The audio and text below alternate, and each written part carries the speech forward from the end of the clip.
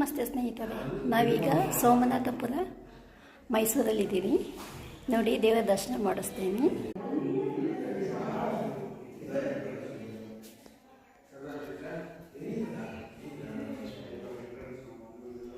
ಇದು ಕೂಡ ಮುಸ್ಲಿಮರ ದಾಳಿಯಿಂದ ಹಾಳಾಗಿದೆ. ಆದ್ದರಿಂದ ಈ ದೇವರಿಗೆ ಎಲ್ಲೂ ಪೂಜೆ ಇಲ್ಲ, ಜಸ್ಟ್ ಮೇಂಟೆನೆನ್ಸ್ ಮಾತ್ರ ಇದೆ.